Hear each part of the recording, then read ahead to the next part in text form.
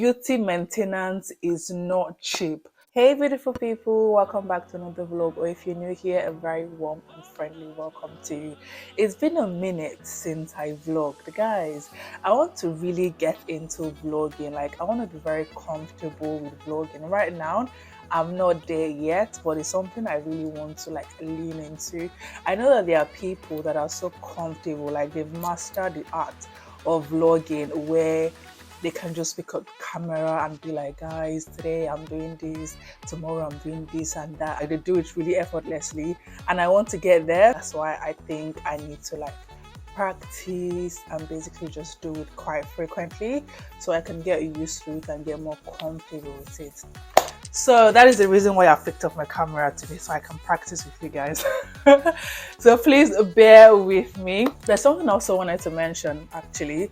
So guys, beauty maintenance is expensive. Beauty maintenance is not cheap. So the other day, I basically just thought to myself, let me spoil myself. Let me do some self-care me day kind of thing. And then I went out to have my nails done, so manicure, pedicure, massage, you name it, facials, basically the whole shebang. And guys, you don't want to know how much I spent that day. An insane amount of money. Like, it was so expensive.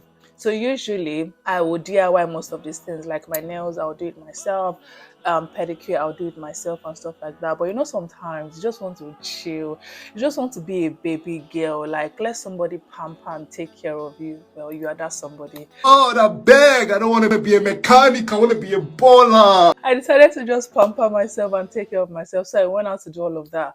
But my bank account was not happy. My balance was not smiling with me. I was smiling afterwards. Like, I felt really pampered. I felt really happy.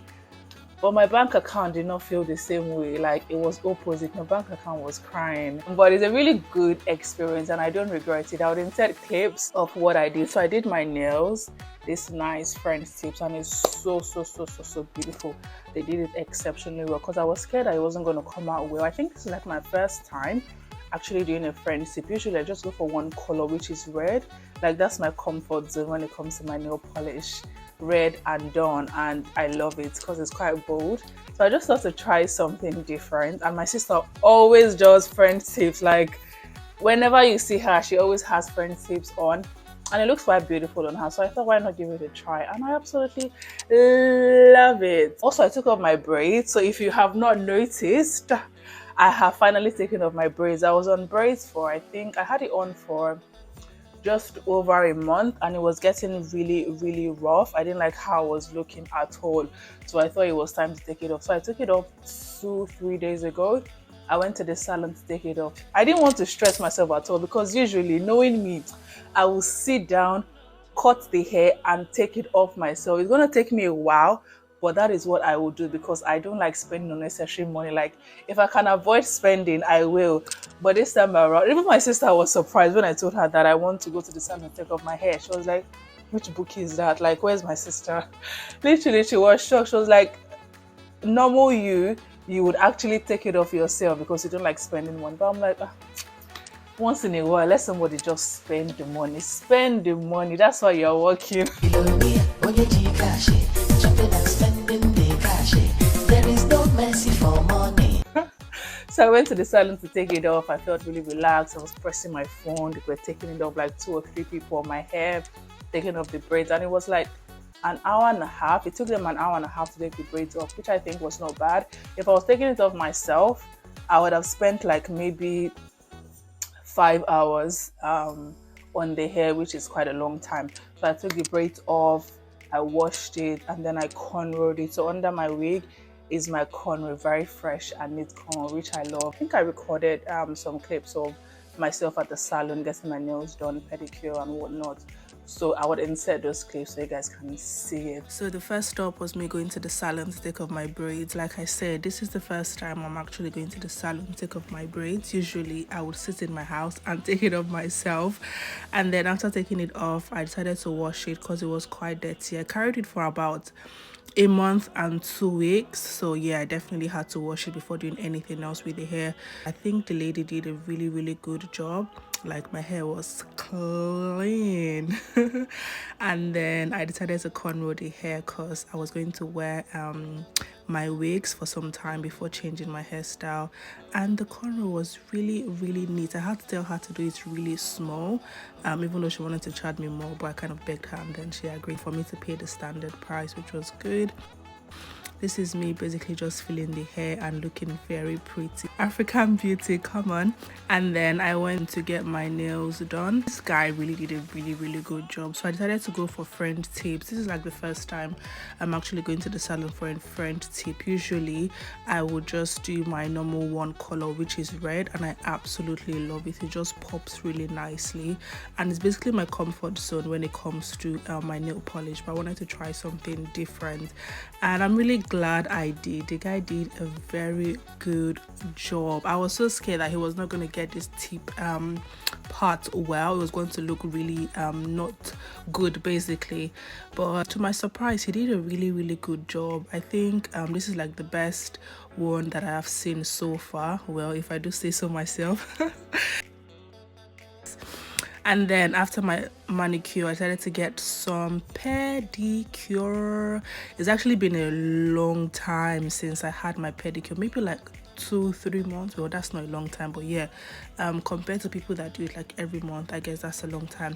But I'm really glad I did it. My leg needed that pamper. It needed to be taken care of, and I'm glad I listened. The guy actually tried, but I feel like he didn't do a thorough job. He didn't do a really good job on my legs. I think it was the same person that did my manicure, but she didn't really get the job done well for my pedicure. And then next up, I went to have my facial. So this treatment I'm doing is called microdermabrasion. So basically it just helps take off the dead skin. I will try and input like the description of microdermabrasion. It just makes me glow. It brings out my color, so all the dead skins basically have been peeled off.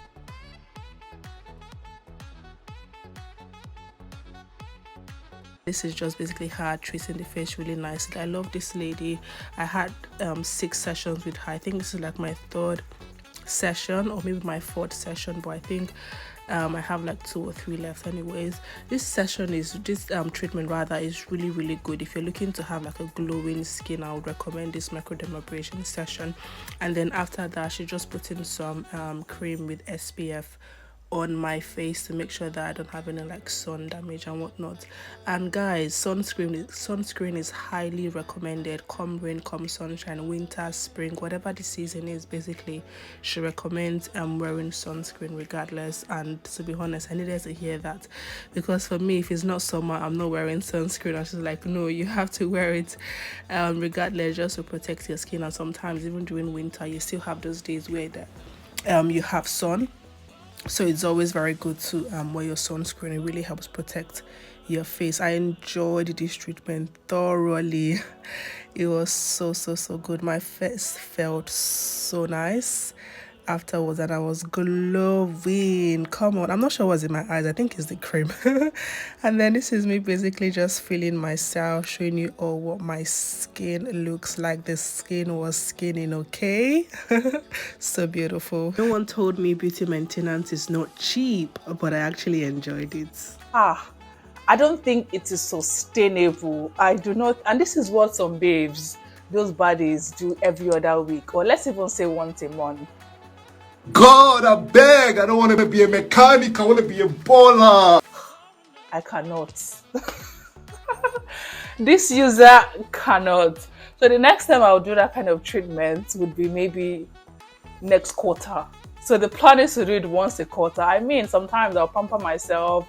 I'll do other like self-care activities. Basically, anything that does not really involve spending money is what I would do as part of my self-care routine. Sometimes I even take myself out, but that's like story for another day. In fact, let me even give you guys gist. So it's not really gist, shy. It's what I do. It's like a practice, like a routine, even though I haven't really been doing that. I haven't done that this year.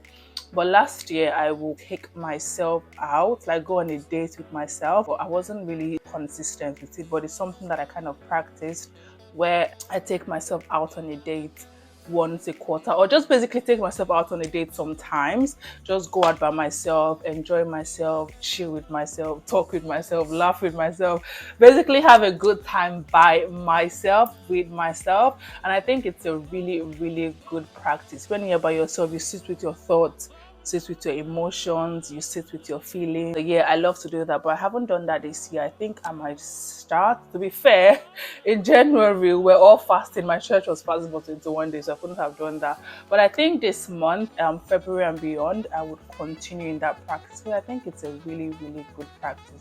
Especially now that one is single, you can afford to like go out by yourself and all. Not saying that when I go into a relationship I might not do that, but I think now it's sort of like a good opportunity or a better time to like take myself out and just basically experience myself, get to know me better, get to know me and find out more about me. So I definitely love that. And it was also my sister's birthday on a Friday. So the 3rd of February was her birthday. It was a milestone birthday, so it was a big one. She didn't really do anything much, but I went over to her house in Chelmsford. My brother was there, so my sister-in-law was there, just basically celebrating her and spending time with her. And we also got her a gift. Oh, I loved her reaction to the gifts we got her. Guys, have you ever bought a gift for someone? Be it birthday gift, whatever occasion the gift was for, and all the person says is thank you, is a thought that counts. Ouch. When someone says thank you is a thought that counts, how do you feel? Do you take it in a good way? For me though, I just feel like if somebody says is a thought that counts. Sorry guys, my microphone died in the middle of recording. Imagine, life of a content creator. But to be fair, I did not charge it before I started recording, so I didn't realize that the battery was really, really low, and I cannot even be bothered to go and charge it and then come back and continue filming. So I'm just going to continue without the microphone. I'm sure you've noticed that the audio is quite different, so it might not be as clear as it was initially, but please manage and bear with me, okay? So back to what I was saying. Where did I actually stop? I think I was talking about buying gifts for someone and the person saying thank you is a thought that counts, and I was asking like, what do you guys think about that? How would you take that response? Or has someone actually told you thank you is a thought that counts after you give them a gift? For me though, I think that response is basically them saying they appreciate the gift, but it's not something that they really like. It's not something that they would use. It's not something that they value, so to speak. And they're telling you thank you out of like, they're being cautious, like courtesy demands, right? Like somebody gives you something, you say thank you.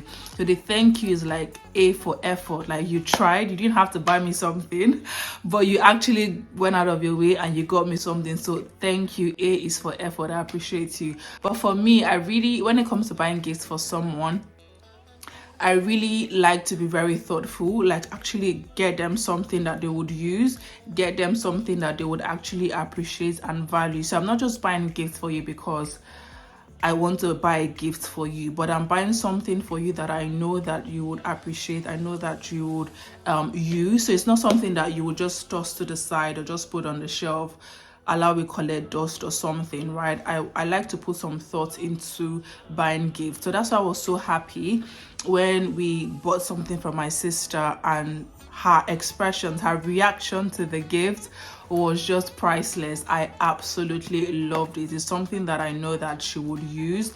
It's something I know she would enjoy and she would value. And that's the kind of feeling I want the person I'm buying the gift for to have, that this person really knows me, or this person really put some thought into these gifts that she's giving me. She's not just gone to the store and bought anything that she sees. So guys, do you actually buy gifts for people that they really need, or they would actually use? Or have you gotten a response from someone you gave a gift and the person said is the thought that count? Like, let me know. Do you take it a certain kind of way, or do you just say thank you? Also, I was craving peppered turkey the other day, and guess what I did? I made it. So I've just been craving peppered turkey, just been desiring peppered turkey. I think I saw it somewhere. I can't remember, but I think I must have seen it somewhere. And then I started craving it. Then I thought, why not just make it? And I went ahead and made it. And guys, it is the most delicious. I'm so excited. It is the most delicious peppered turkey I have had in a long time. Let me just say that, in a very long time. It was so good. I think I recorded some part of the cooking process, so I would insert clips for you all to see what it looks like. It looks so beautiful and it tastes so nice. I wish you guys can taste it. Don't salivate when you see the videos, okay? Don't worry, if you want some, come to my house and I will serve you. I'm just joking, please don't come. But no, I was gonna say I love cooking, but do I? No. I love eating, I love food, but I don't love cooking. So if you didn't have to cook and you can still eat, then I would love that. To be fair, you can always order. Well, that's for the rich and wealthy. We're not there yet. To be fair, even when I'm there, I don't think I'll be ordering all the time. Even right now, and I order like takeout here and there, maybe like every other week, but it's not something that I form as a habit. It's not something that I do religiously, because that's just way too expensive. It's not sustainable. I love to cook my own food because it saves me my coins, okay? And we're all about saving here. Also, during lockdown, I picked up baking. When everybody was at home, I was looking for what to do, and then I started baking. I think I even baked my birthday cake. Hey, can you imagine? I baked my birthday cake. I think it was 2020. That's 3 years ago. Yeah, my birthday in 2020. I baked my birthday cake, and it was it was okay. It was edible, but it was not all that. But I definitely tried. And then I baked chin. What else did I bake? I think myself and my flatmate baked. We made meat pie, even though she was more involved in the whole process than I was. I was just there for moral support, to be fair.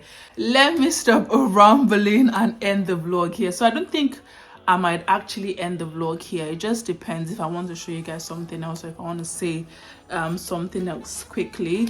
I can just pop in and say whatever I want to say before I end the vlog. If not, then this might be the end of the vlog. Actually, I just have here sitting very pretty the journal I got from church.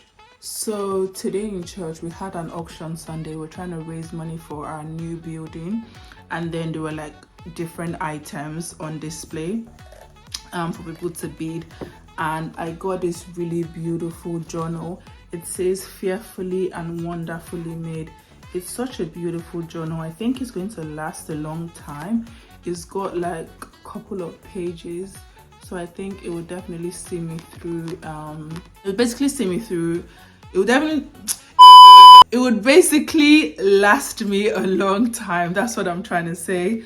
It's really beautiful. I love it, and it was inexpensive as well. I've been looking to get a beautiful journal. Hopefully that would help me journal more. But journal is a practice that I would want to implement in my daily or my weekly routine. All right guys, let me stop the vlog here so it doesn't go on for too long, but I hope you've enjoyed it. I hope I didn't ramble on too much. Like I said, I'm not used to vlogging. I'm still trying to work my way into vlogging. Hopefully I get more comfortable. I get better at vlogging and I do it effortlessly, but until then just manage me the way I am, okay, and we will get better. All right, my loves, take care and enjoy the rest of your day. Bye.